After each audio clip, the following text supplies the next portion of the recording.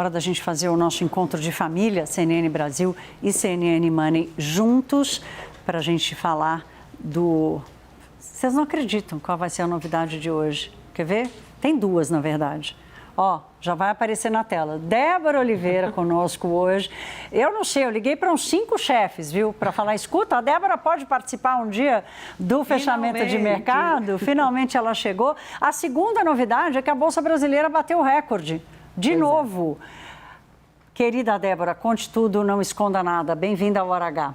Que honra, minha querida, estar por aqui junto com você. Mais do que nunca, estou muito feliz de poder estar aqui fazendo esse fechamento juntas, né, com essa grande oportunidade. Olha, Thaís, clima de sextou. Sabe aquele clima de sextou?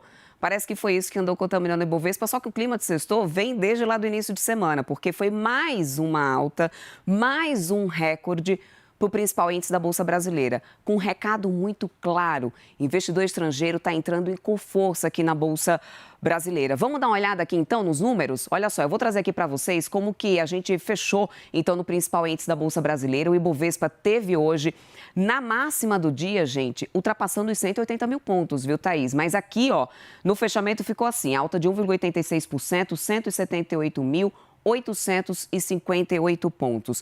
E aqui está muito embutido, gente, justamente o dinheiro estrangeiro entrando aqui no Brasil. Todas as blue chips, ou seja, aquelas maiores empresas como Vale, Petrobras, ações de bancos, todas elas dispararam no principal índice da Bolsa Brasileira.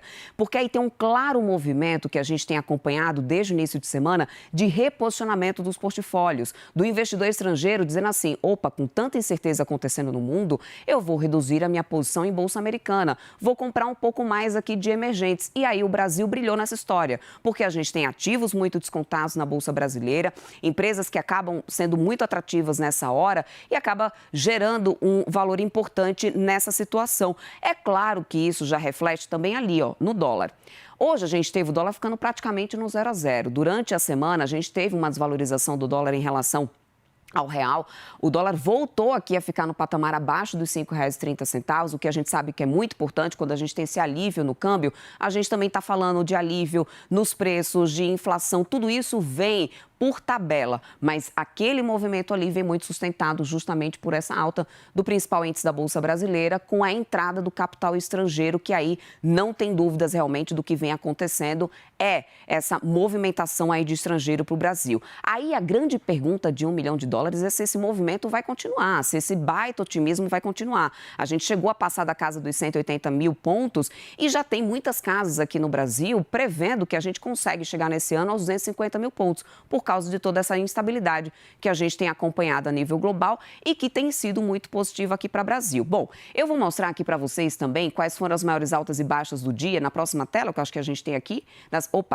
Na verdade é para poder mostrar altas, porque acabei de fazer o fechamento de mercado, trazendo aqui as altas e baixas. A pessoa está aqui já pensando que vai trazer as altas e baixas, mas eu quero explicar, na verdade, aqui para vocês. E é um levantamento, viu, Thaís, feito pelo Einar Ribeiro, da consultoria Elusite. Eu falei para ele assim, olha, eu vou estar lá no Hora H com a Thaís Herédia, eu quero um levantamento do porquê que esse Bovespa está subindo tanto assim, o que é que está acontecendo com essa entrada de capital estrangeiro. E ele trouxe esse gráfico aqui para mim, Thaís, para poder a gente mostrar exatamente o seguinte, esse movimento do estrangeiro entrando aqui no Brasil já é um dos maiores e é algo que a gente já não via acontecer desde aqui, ó.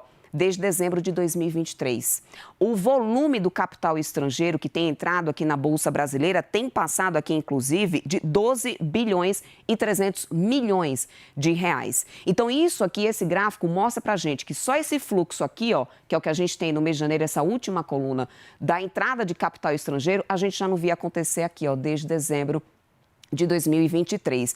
Muito por causa disso, né, desse reposicionamento de portfólios. A pergunta de $1 milhão, como eu vinha falando aqui mais cedo, é de até onde isso vai se sustentar. Porque esse reposicionamento vem muito por impacto do que tem acontecido da instabilidade lá fora.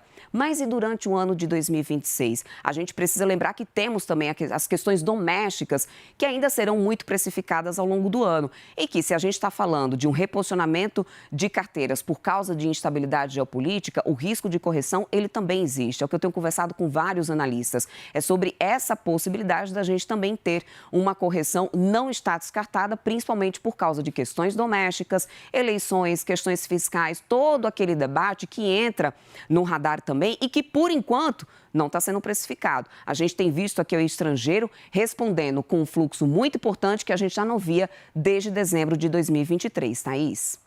Einar Revero é uma referência para todos nós. Um beijo para você, querido. Obrigado pelo levantamento especial aqui para o Hora H. Agora, Débora vai nos contar que saiu finalmente um acordo sobre o TikTok nos Estados Unidos para que a rede não fosse banida para os americanos. O que aconteceu, Débora? Demorou, Thaís, mas finalmente saiu. Olha, foi uma discussão que veio se arrastando aí um bom tempo, inclusive com o risco da rede social parar de funcionar nos Estados Unidos. Donald Trump acabou sendo até um pouco flexível nessa história, expandindo um pouco o prazo, mas o recado que fica é o seguinte, olha, as empresas estrangeiras, e no caso chinesas especificamente, podem funcionar aqui nos Estados Unidos, mas não vai funcionar de qualquer maneira. Tem regras que precisam ser cumpridas. Nesse caso, o TikTok foi feito uma joint venture, ou seja, empresas que se juntaram para um consórcio, na verdade, para poder comprar a parte da empresa que agora passa a ter um controle lá dos Estados Unidos. E aí, nessa história, a ByteDance, que era a dona, a chinesa, que era a dona do TikTok, passa a ter uma participação minoritária de cerca de 20%.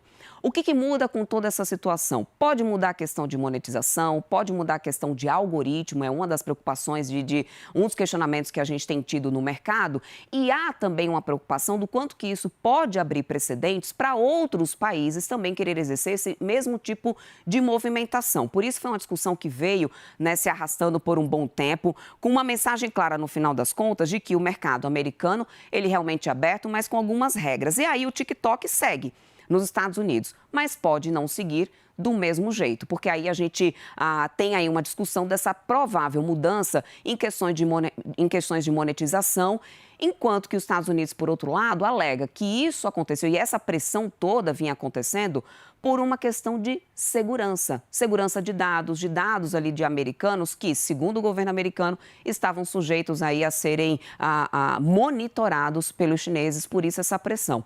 Acordo foi feito, o caso agora foi encerrado com os Estados Unidos passando a dominar aí a principal parte das ações da empresa que antes era da ByteDance, que agora passa a ter só 20%, Thaís.